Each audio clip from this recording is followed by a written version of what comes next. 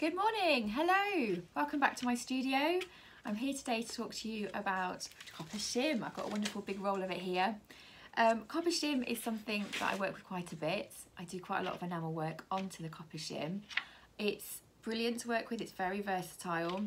It's obviously cheaper to work with than thick bits of copper, although that's brilliant to work with as well. And it's very versatile.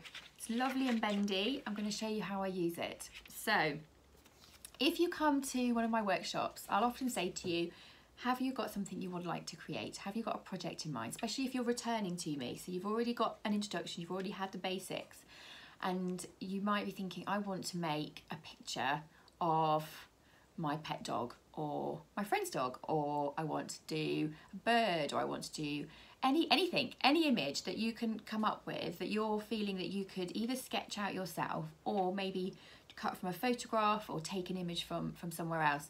So I would then say to you, great, yes, you can do that. We're going to work with copper shim.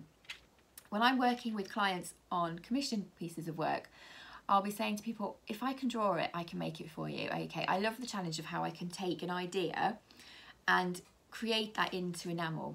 And my go-to material for that kind of work is copper shim, because if I can draw it, I can then recreate it in shim and then work out how I'm going to enamel it.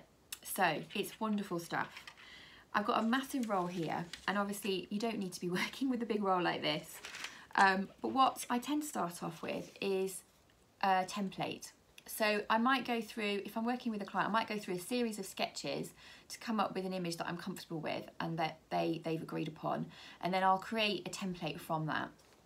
But I always have loads of stencils with me on workshops so that people can work with those if they want to, or you can create your own. So I've got a basic stencil here. This is of a heart, and that's what I'm going to show you this morning. So first of all, we get our big roll of shim. I'm going to just cut it down. Now the one thing to remember with copper shim is it's very sharp once you've cut into it.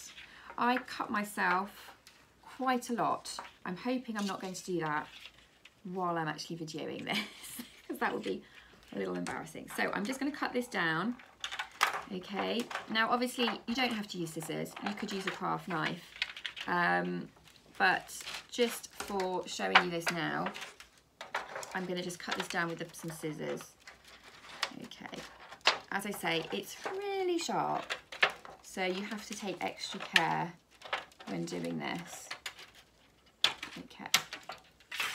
Right, okay, so I'm going to put that roll to one side there. Okay, so we've got quite a big piece of shim. Often just little bits like this is all we're going to need, but I've grabbed this for now. So we take our template. So what I would say to people if they were coming to me, I'd say create your sketch, create your template, cut it out in a piece of card or paper. Card's great, just gives you a bit more to work against, and then work with it on the copper. Now you could mark copper with a tool, so like an embossing tool. You could take something and just mark it, because the copper will dent really nicely. You could pierce it, you could do little holes to create your edge. So you don't actually always have to have your stencil cut out. You could have a piece of paper with your drawing placed over the shim and mark it. But if you want to do more than one, I'd say, well, just get a template, make it in card, just draw around it with a pencil. You know, it just depends how close you want to be to that line. Obviously, when you're using a pencil, you're going straight outside of that line, so you're making your piece just slightly bigger. But for work you're going to do perhaps again and again, getting a template sorted is pretty good. So I'm just going to put this where you can see it. So I am going to, now obviously I want to work economically, so I do try to make sure that my drawing or my stencil is placed as close to the edges as possible. And I'm just going to draw around this now with my pencil. Okay, like so. So this could be anything. I've had people come to workshops and they have done their favourite dog, they have done fish, they've done sea creatures, all sorts of different things. Really, the sky's the limit with this. So all I'm going to do now is with these big scissors just kind of cut it so that I've not got such a big piece of shim to work with. They say it is sharp, and we'll get rid of that as well. Okay, now I go to my trusty favourite nail scissors that have never been used for cutting nails. Of course, that would be a total waste. So we take our shim, take our nail scissors, and we're just going to literally cut around this shape, following the pencil line that we've got. Okay, so it's not rocket science. It really isn't. It's just looking at your cutting skills and trying to get as smooth a line as possible. You don't want a serrated edge. You don't want it to look bumpy. You want it to look nice and sleek and smooth, because you don't, you know, you're going to enamel it, but you do want to make sure that the edge of your enamel piece is looking as good as it can be. Okay, you don't want to be doing lots of filing and things, especially with this material, because it's so thin.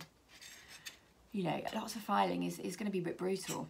So you really want to try and get this as right as possible. Now, when you get to a piece like this where you've got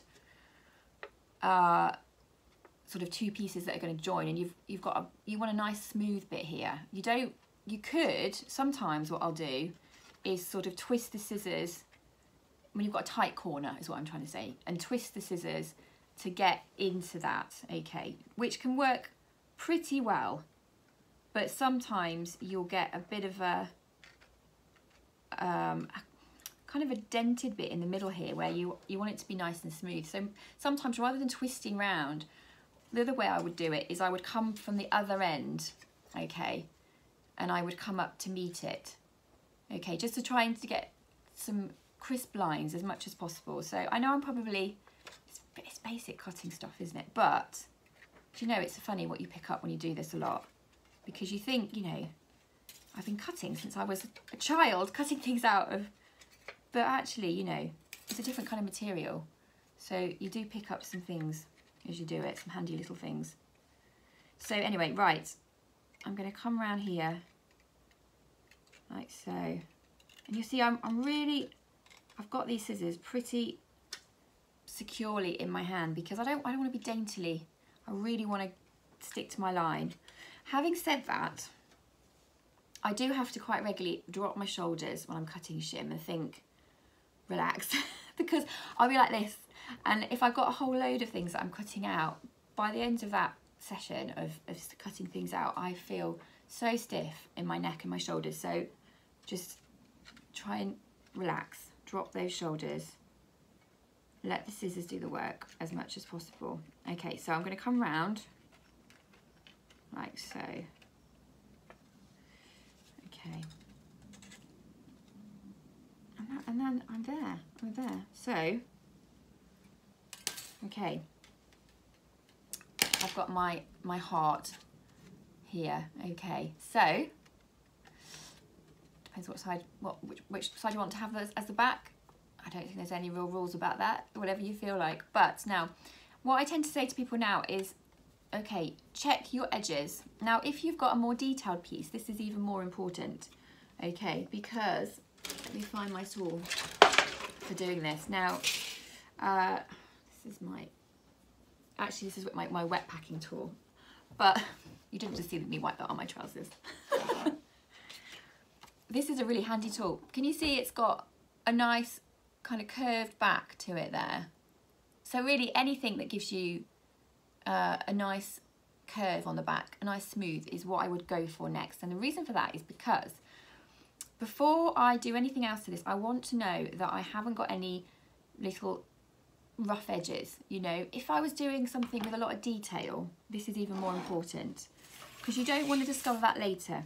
So what I would now do is I'd say to people, to get your piece onto a hard surface, take something like this, some sort of tool where you've got a nice smooth back, and just push along your edge.